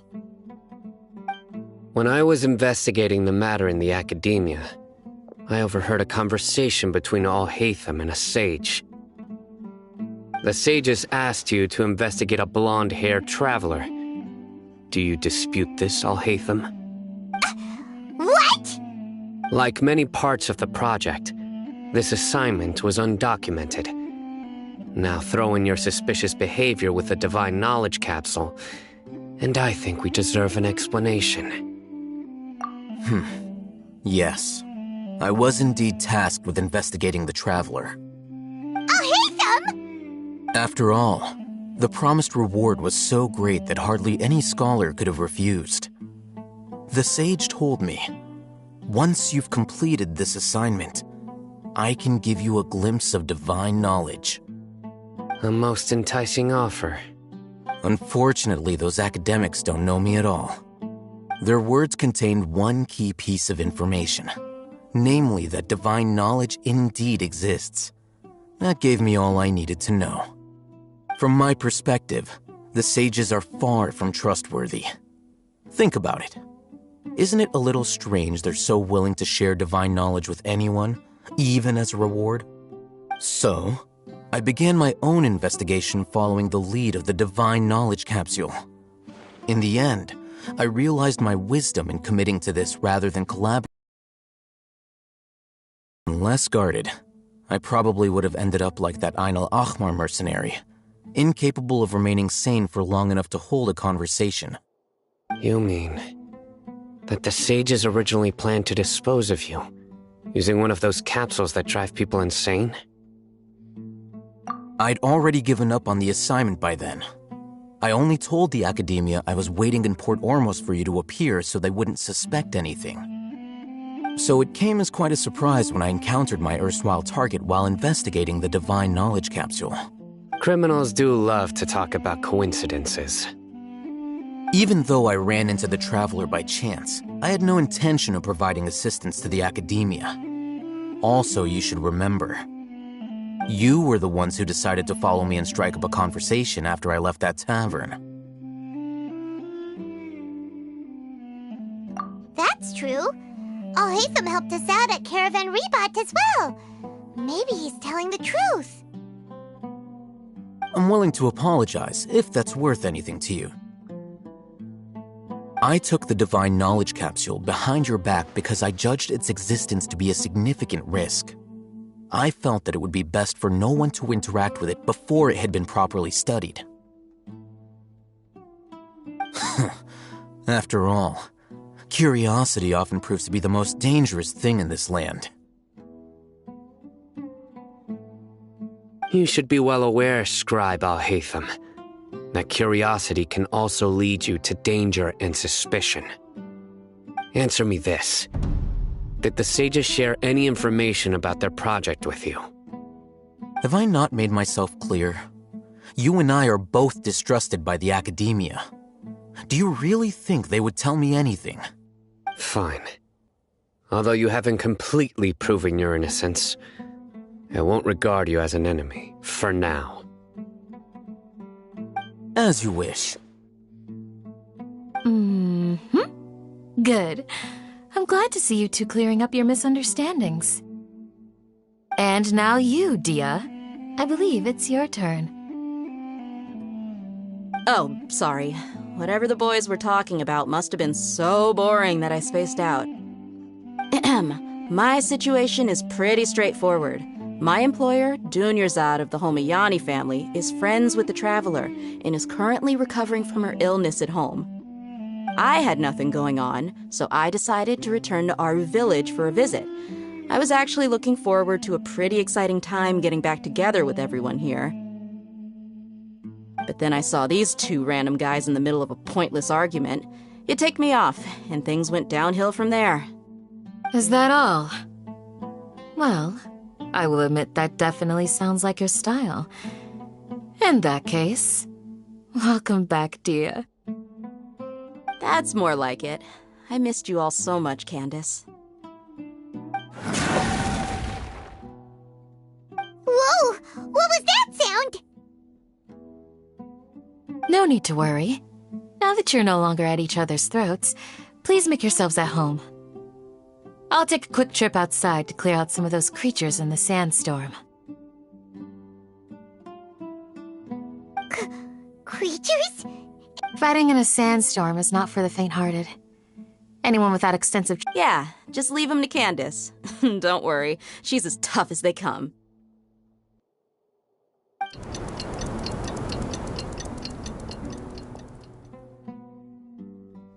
The wind's died down. That means the sandstorm's over, right? Candace still isn't back yet, though. Is she alright? Maybe we should go out and check on her. When you put it that way, even I'm starting to feel a little worried. All right, let's go. We've been here long enough, and the boys are as chatty as the floor.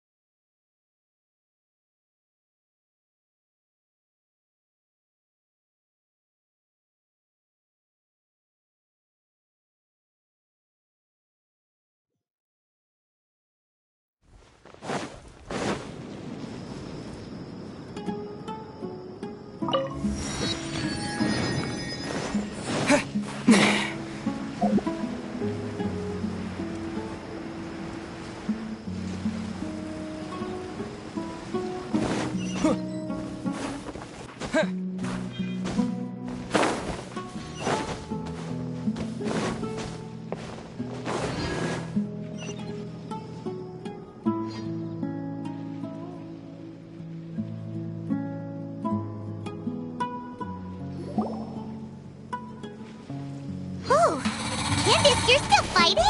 You've been out here dealing with these creatures the entire time? Yes. They just keep coming in waves. I've lost count of how many I've defeated. Before I realized it, even the sandstorm had stopped. Ah! Here comes another wave! Leave this round to us. I got interrupted earlier, but now I have something to take my anger out on. It's been quite a while since I've seen the Flame Mane in action. I'll leave these to you then. I'll be sure to put on a good show. Let's go! Scatter!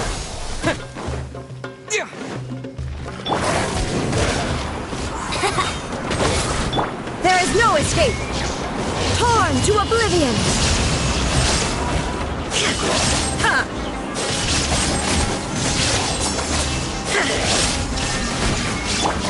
Time for takeoff.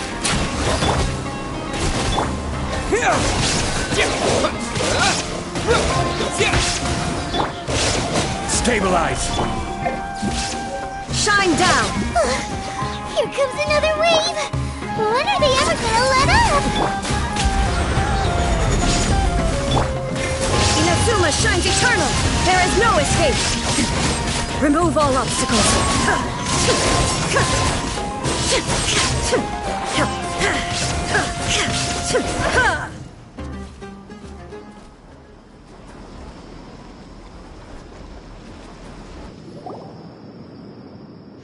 The creature stopped appearing. Was that the last of them? What we fought just now was probably the aftermath of the sandstorm. So we should be safe for the time being. Well fought, everyone. No injuries, I hope. Huh? Who are you? Ah, my apologies. I haven't had a chance to greet you yet. I had my hands full taking care of the village's elderly and children. I am the chief of Aru Village. Everyone usually calls me Uncle Anpu. Sir, I am also originally from the desert, but I have not been back for some time now. May I ask if such sandstorms are common? I can't say they've always been common, but recently the storms have become increasingly severe and frequent. Besides sandstorms, we also occasionally get earthquakes. According to an investigator who stayed in the village a while ago, these unusual natural phenomena are related to the withering of Irminsul. Another effect of Irminsul's withering. So, Irminsul's withering causes withering zones in the forest, and sandstorms and earthquakes here in the desert? Everything in the natural world is inextricably connected to Irminsul. These regional symptoms can indeed be a reflection of Irminsul's present state. Everyone in Aru Village needs to take good care of themselves. Speaking of which, why haven't I seen a single village keeper since I got here? Village keeper? Who are they? Village guards like Candace? Does your curiosity know no bounds? Village Keeper is how Aru Village refers to mad scholars exiled here by the Academia. Most of them are scholars who lost their sanity after a period of training in the Avidia Forest. The Academia believes that their crazed mutterings may have a negative effect on the psyches of other scholars. So, they're forcibly exiled to the desert. Though if you ask me, it's all a boatload of nonsense. Alas, that's exactly what we've been trying to investigate. One by one, the village keepers have been mysteriously disappearing without a trace. But no one in the village has ever seen them leave. If you're planning to stay around the village for the next few days, I'd appreciate it if you could keep an eye out for them. I've had encounters with those people in the past. I'll see what I can do to help. The Matra are the ones responsible for their exile. Now that you're no longer with them, are you trying to alleviate your guilt and atone for your past sins? By how you think. Mock me if you will, but if you are guilty, I will eliminate you, regardless of my position or identity. Oh, you're the former General Mahamatra. You must be an expert in these kinds of investigations. Thank you for your help. Is it because you're reminded of Hypatia? Oh, these poor scholars. First they lose their sanity, now this! We need to help get them back home, safe and sound.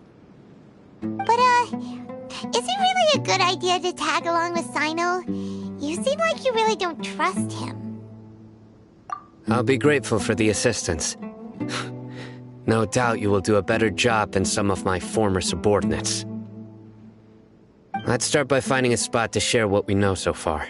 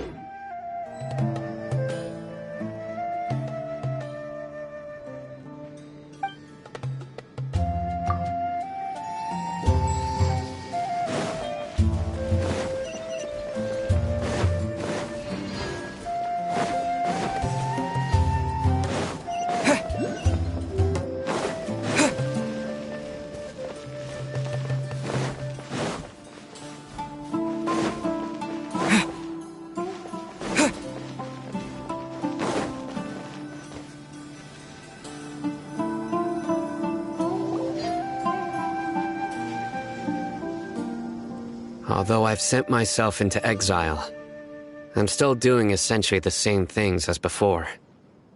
Do you still have any questions for me before we start our investigation?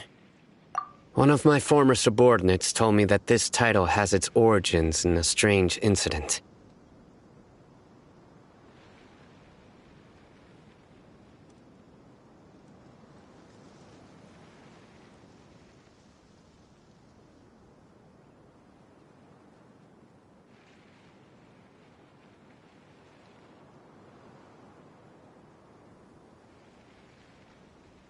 The Academia has long exiled mad scholars to Aru Village. A mysterious phenomenon exists here. When mad scholars first arrive, they are as incoherent and deranged as before. But after spending some time here, they invariably begin to calm down. Initially, the people of Aru Village greatly resented having to take in the mad scholars. But a strange incident one night changed that. Aru Village was struck by the strongest earthquake in living memory. Seeing buildings on the verge of collapse all around him, the then chief of the village was preparing to take everyone to safety. Suddenly, he noticed a mad scholar crouching in a corner, caressing the ground with his hands. A soft, green light radiated from him, like a divine glow against the backdrop of night. Despite the powerful tremors that ripped through the ground that night, all the houses remained upright, almost as if they had grown roots reaching deep into the ground. In the end, not a single building collapsed, and no one was hurt. After that, the people of Aru Village treated the mad scholars with greater kindness, and began to refer to them as the village keepers. A soft green light? A mad scholar protecting Aru Village? What do you make of it, Traveler? Paimon thinks so too. Actually, Sino, do you know if any of the mad scholars continued to wear their Akasha terminals at Aru Village? In theory, they would continue wearing them so the academia could still monitor their activities. With that said, the main Akasha system would no longer have any interaction with them. Oh, no wonder! Everything makes sense then! Add in the fact that they calmed down, it was probably Nahida who calmed them. If you are able to draw a conclusion from this one story alone, then it appears you possess much more information than I do. So, what do you make of the story? Really? Lesser Lord Kusanali. What?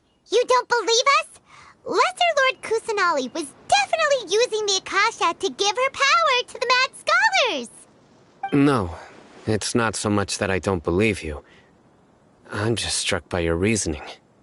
Lesser Lord Kusanali, the current Dendro Archon. Is she really active in Sumeru? The Academia has always placed far greater importance on the late Greater Lord Rukkhadevata. They've more or less ignored Lesser Lord Kusanali, and I've never had any reason to doubt their views. In addition, I've never heard any stories about Lesser Lord Kusanali and her deeds. To me, she might as well have been a god that never existed. No way! Nahida definitely exists! She's a... How should Paimon put it? She's a good Archon who's kind and wise. Even if she says weird stuff sometimes. I've spent many years interrogating criminals, so I can easily tell when someone is lying. Good! Then you should know that we're telling the truth! That look in your eyes. I've never seen that from a liar. You two really must have met Lesser Lord Kusanali. How can this be? To think, our Archon has been amongst us this entire time. Alright, now it's our turn to put our skills to good use for this investigation. But easier said than done, especially since we don't have any leads. Maybe we can start by knocking on some doors.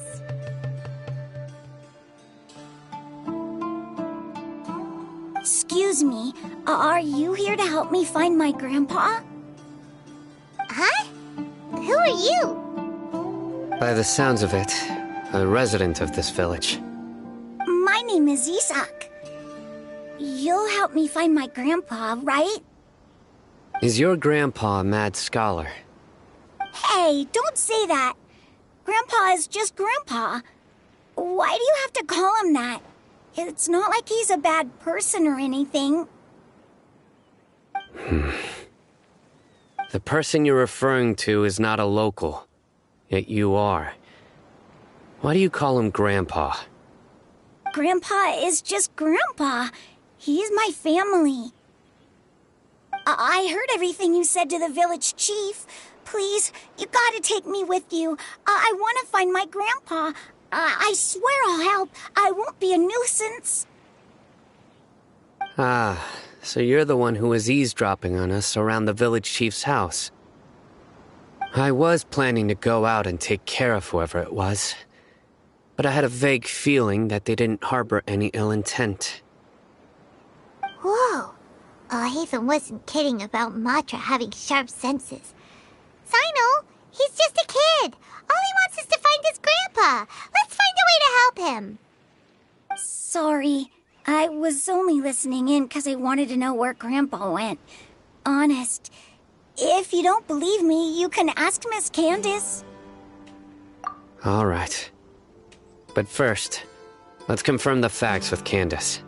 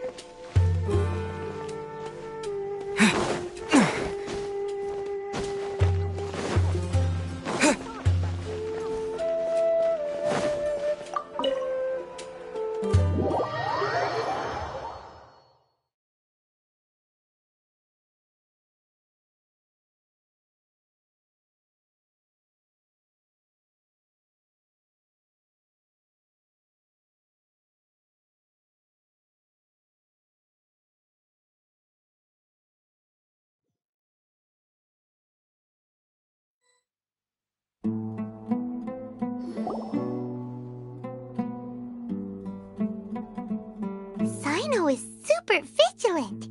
Is this what all the Matra are like? Ah, you're back already. We just wanted to confirm something with you. Do you know a boy by the name of Isak? I had a feeling he'd go looking for you. Huh?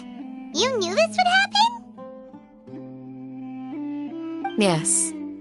Although he tried his best to stay hidden, I still noticed him eavesdropping outside the window. He really wants to get his grandfather.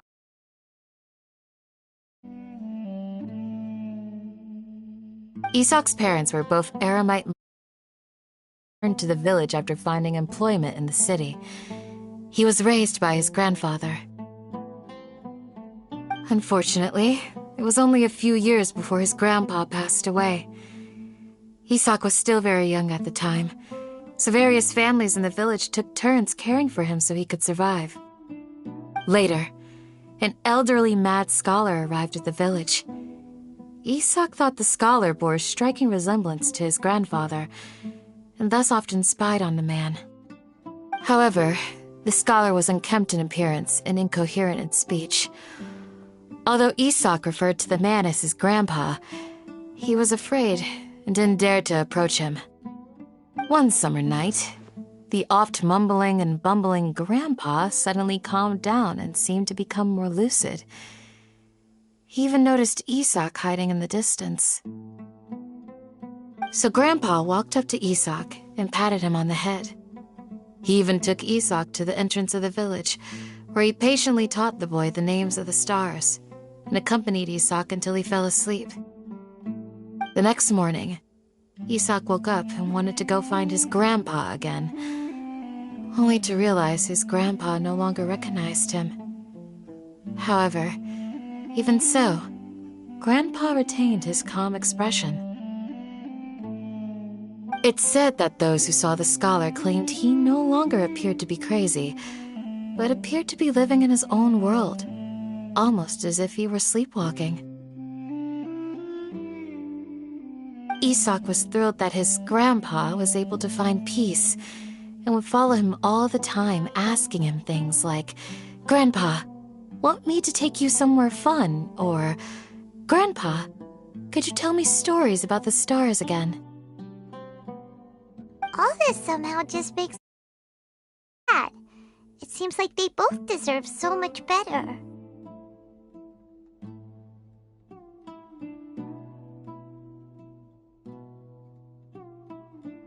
Perhaps. Nearly everyone who lives in the desert has some form of hardship or regret. But even so, we must still continue on with our lives.